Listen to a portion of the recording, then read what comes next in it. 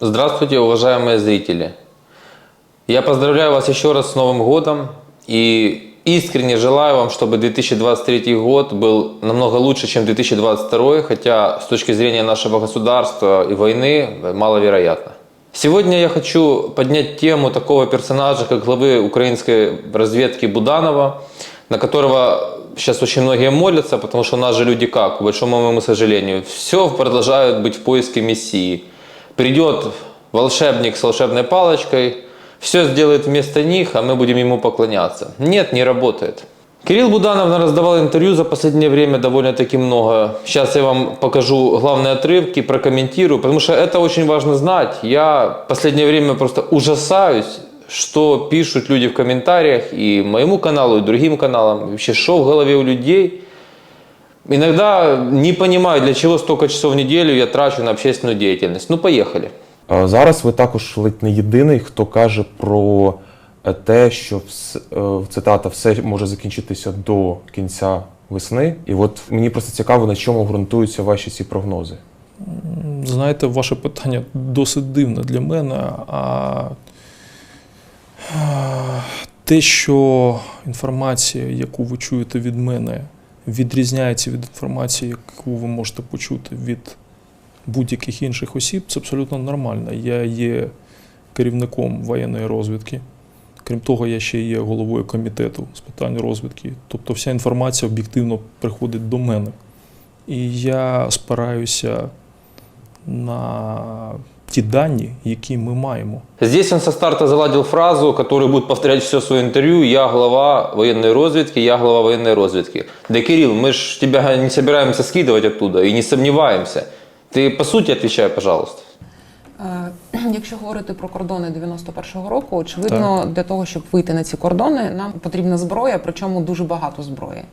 Натомість зараз все виглядає так, що наші західні партнери дають нам зброю тільки для оборони, якої для мене так виглядає, недостатньо для якогось успішного глобальної успішної операції, якщо ми говоримо про кордони 91-го року. У вас немає такого враження, що цього замало?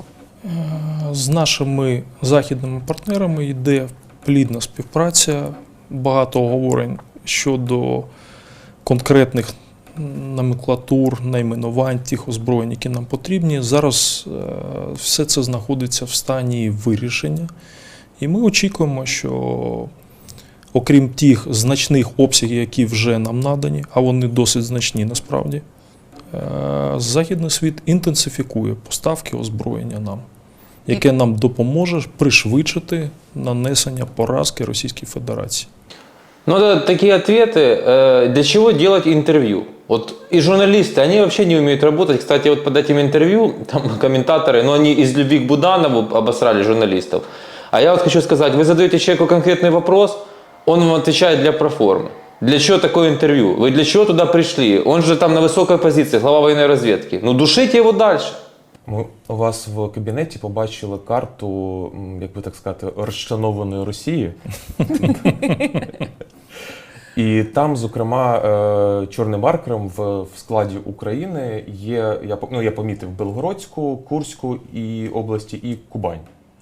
І я правильно розумію, що це, можливо, наступний етап після виходу на кордони 91-го року для нас? Знаєте, всі бачать те, що вони хочуть побачити. Можливо, це просто широкий маркер. Не задмислювалися над цим. А можливо і ні. Дуже широкий маркер. Когда молодой парень так по-брежневски смеется,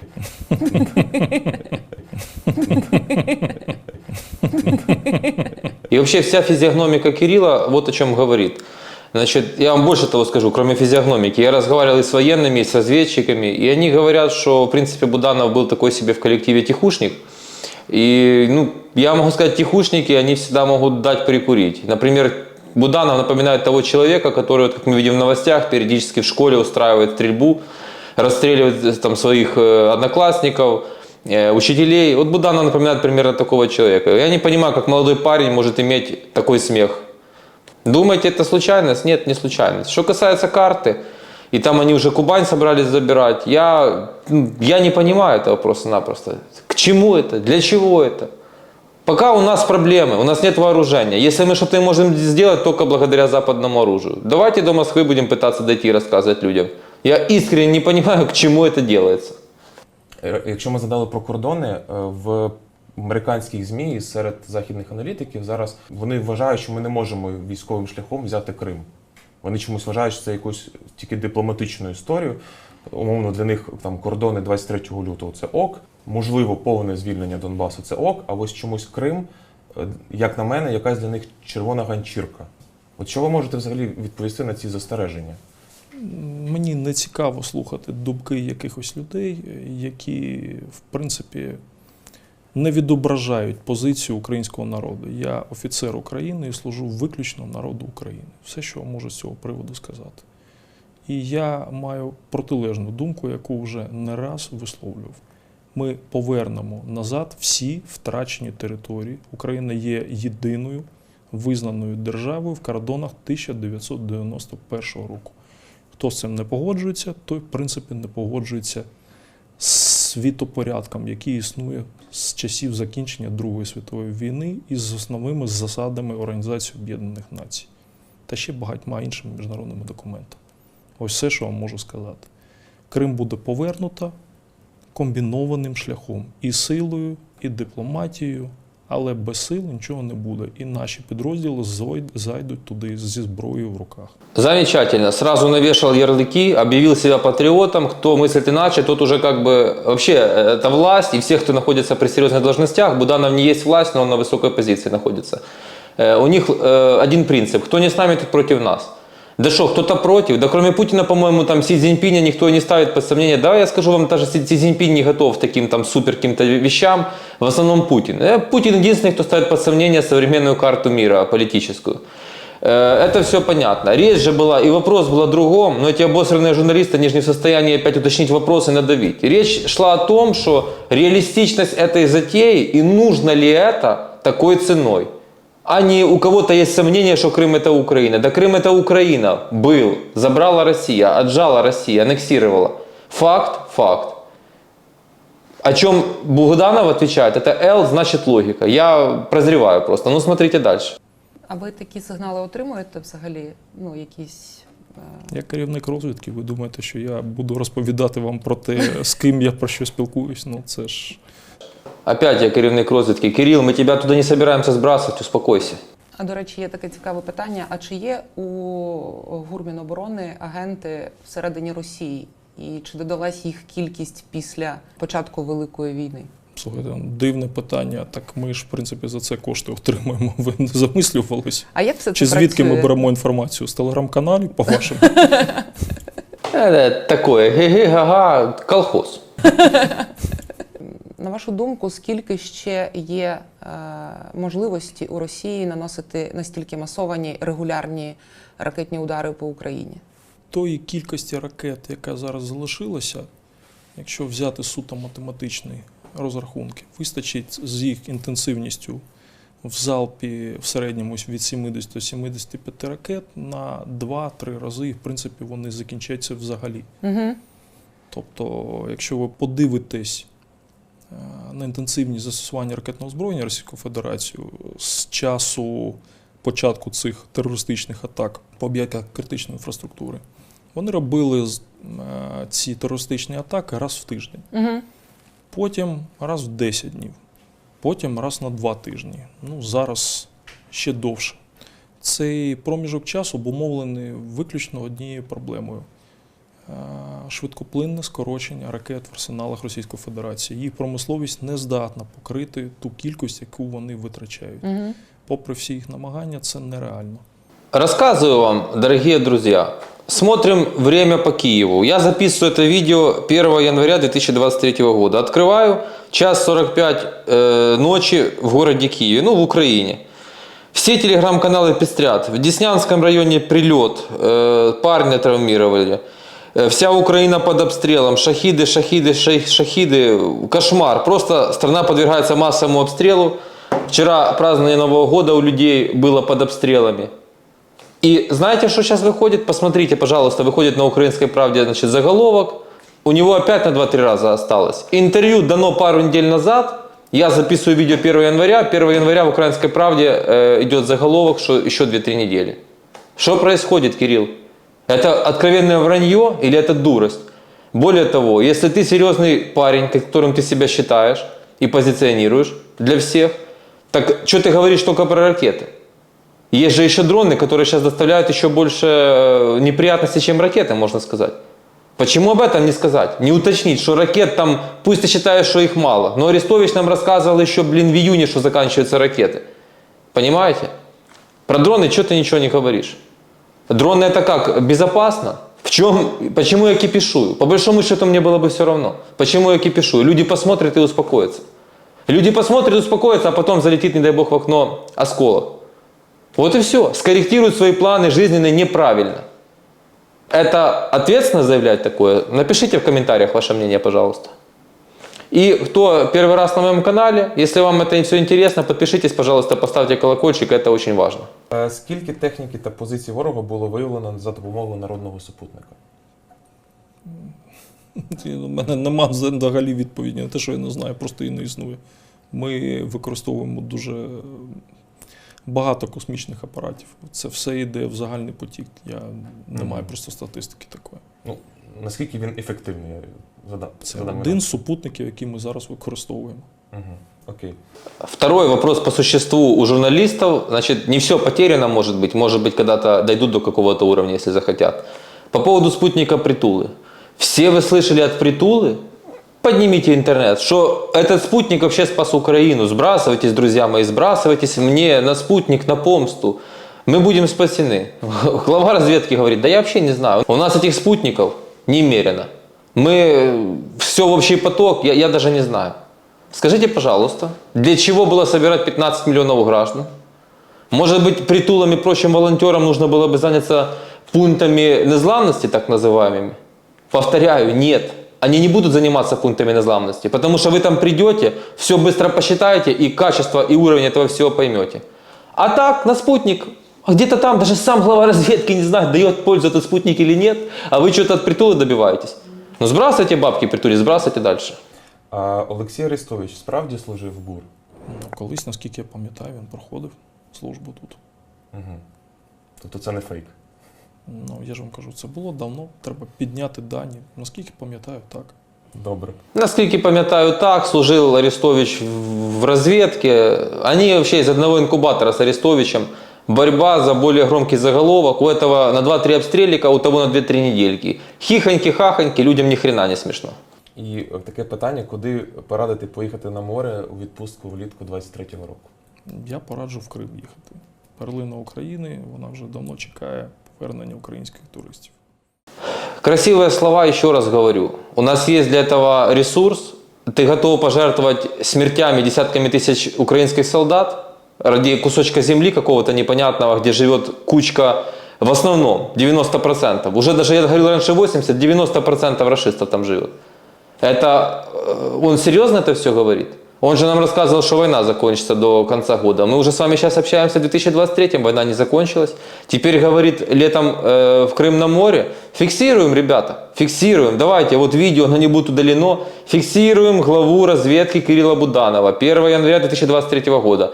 Летом поедем в Крым в отпуск. Только как-то так получается. Залужный говорит, что будет мощнейшее наступление весной.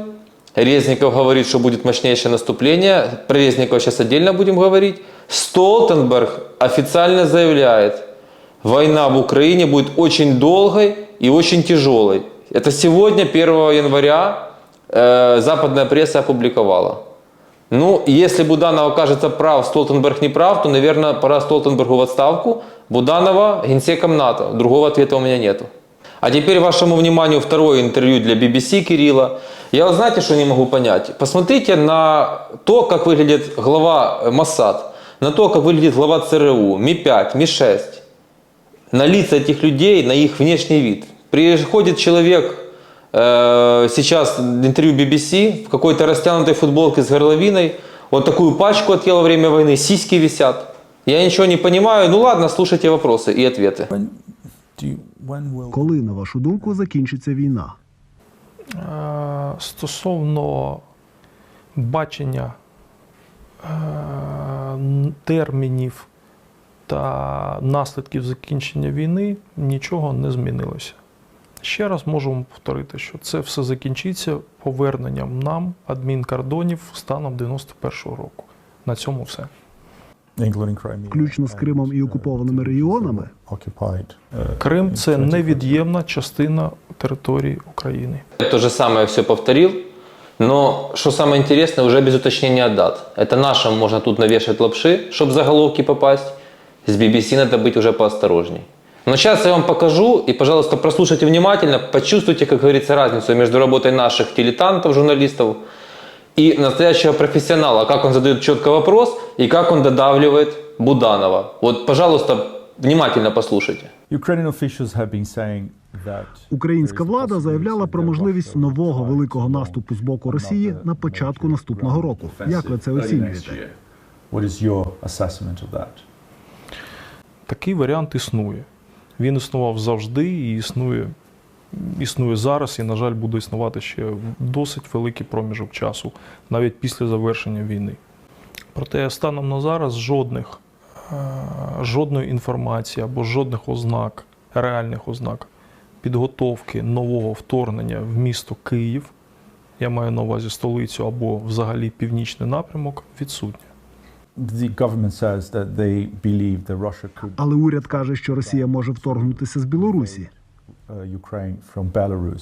Я вам кажу, що я не бачу жодних ознак підготовки вторгнення з Білорусі на місто Київ станом на зараз та на найближчий певний період. Але про це говорили головнокомандувач ЗСУ і міністр оборони України. Чому ви даєте оцінку, яка відрізняється від того, що вони говорять? Я не можу надавати вам відповіді на питання, виходячи просто з своїх особистих міркувань. Я дію як технократ і оцінюю реалії. Якщо є інформація, ми її враховуємо. Якщо інформація не існує, то, вибачте, її не існує.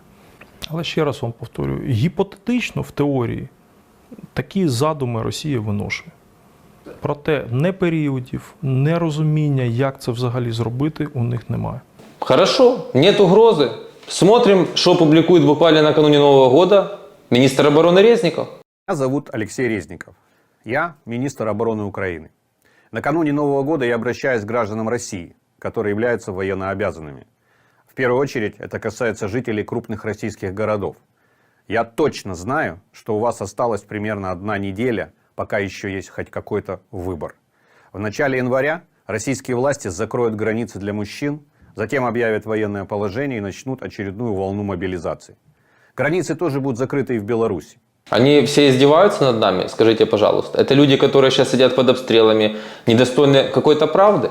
Да, можно подумать, что это какая-то информационно-психологическая операция против России, разные выступления. Ну, скажу честно, не похоже. Не похоже, потому что любая информационно-психологическая операция должна выглядеть солидно и серьезно. А если это действительно оно, то это клоунада. Когда глава военной разведки говорит одно, министр обороны второе, и министру обороны подтверждает слова министра обороны Залужный, главнокомандующий Вооруженных сил Украины, то один только вопрос. Ребята, что происходит? К чему вы ведете? Я про себя скажу, я верю Залужному. Если Резников подключается к словам Залужного, хорошо, поверим и Резникову. Только по Резникову у меня миллион вопросов, как и к его заму Ане Малер. И Резников тоже. Вы делаете такое выступление, которое и россияне, и белорусы будут смотреть. Вы министр обороны. Ну как-то оденьте что-то, чтобы фигура так не смотрелась, понимаете? Ну нужно выглядеть хотя бы как-то более-менее солидно в этой ситуации. Я против вас ничего не имею, хотя очень много чего знаю. Но имеют другие. Вот я вам сейчас зачитаю пост человека, который имеет непосредственное отношение к производству дронов. А я напоминаю, что дроны в этой войне это просто номер 1 вещь. И сейчас Россия нас бомбит, и вся разведка благодаря дронам в основном происходит, кроме спутников. В Украине дроны не производятся так, как они могли и должны бы производиться.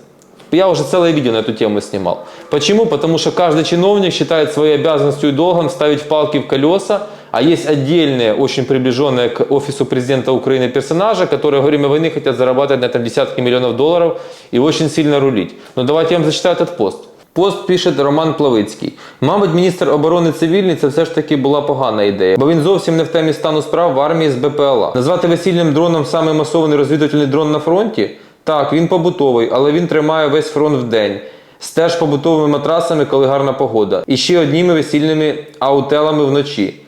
Так де не весільні? Де взагалі військові дрони з захищеною навігацією? Де ударні дрони взагалі? Бо жоден масовий, що закуповувало і закуповує зараз Міністерство оборони України, окрім Байрактара, по суті військовим та ударним назвати не можна. Про жалюгідну їх кількість на ту кількість військ, що була до 24.02, мовчу вже. Про дефіцит 90% зараз писав раніше. І ще питання, а чого у москалів штатка по БПЛА більше нашої в 5 разів, і вони з 2023-го її ще збільшують, а в нас досі стара? А оце взагалі що було? Я читав критичні пости з цього приводу, але я зі своїм юридичним бекграундом знаю, що в кожної медалі є й інша сторона. Вот там специалист по дронам написал, не я, там меня можно обвинять, мне все не нравится.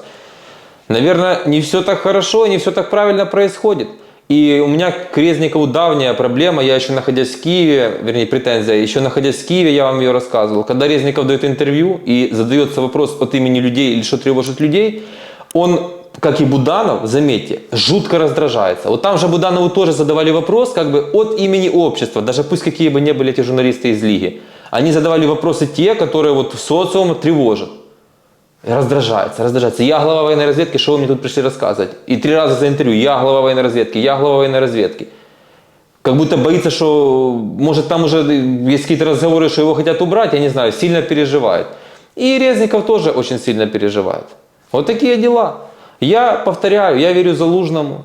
Я, как понимаю, весной начнутся еще более жесткие времена и нехорошие. То, что Резников сейчас делает, так безусловно. Кто, моя аудитория меня смотрит, я когда уже говорил на стримах, у Путина 2 опции осталось. Первая – всеобщая мобилизация, вторая – тактическое ядерное оружие. Под всеобщую мобилизацию попадает и Лукашенко, который лично, на мой взгляд, я не глава ГУР, не военный специалист, не министр обороны и вообще не военный человек. Просто по логике тех вещей, которые я вижу, потому что я слышу, читаю, анализирую, Лукашенко рано или поздно вступит в эту войну полноценно. Когда? Это вопрос времени. Вот и все. Пишите ваше мнение в комментариях, жду вас на стримах. И все гораздо серьезнее, чем вам пытаются преподнести.